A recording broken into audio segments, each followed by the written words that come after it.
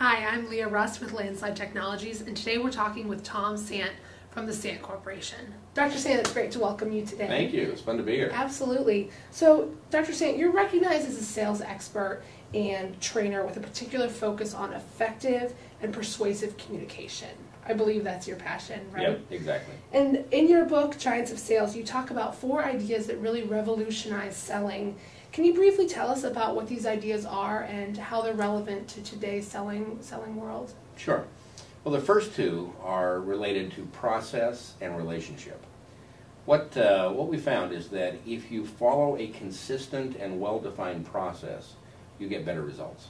There was one independent study done of over 400 companies which found that when they implemented a process, regardless of which one it was, their win ratios went up, simply because they were doing things consistently. Interesting. Yeah. Now that idea comes from John Henry Patterson, who was the owner of NCR back in the 1880s. And so some of these ideas aren't exactly new, but they're still valid because they correspond to the way we think and the way we work. The second key idea is relationships. And that one's also an old-timer, goes back to Dale Carnegie. But what Carnegie said was true. If you want people to work with you, if you want them to buy from you, you have to make sure they trust you. And that means paying attention to them, focusing on what they care about, just developing that kind of warm and hopefully honest relationship that makes it possible to work together.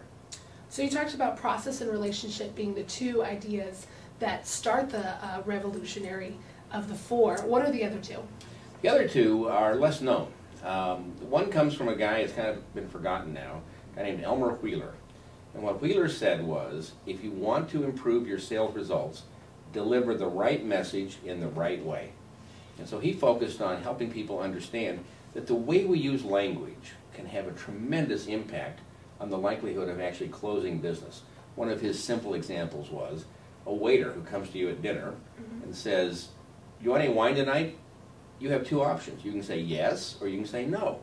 And a lot of people will say no. But if he comes to you and said, "Would you prefer white wine or red wine?" Now it's an interesting thing. He hasn't given you the option of saying no. Much more open-ended. And by implementing that kind of technique, using language effectively, Right. sales go up. The final one is one that I took from Joe Girard, who is in the Guinness Book of World Records as the world's greatest salesman ever. And he is an amazing guy.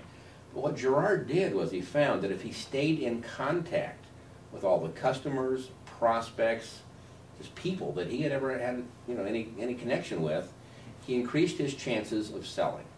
And what we have found is that if companies will reach out and maintain consistent contact with their prospect and customer base, it increases the volume of business they get.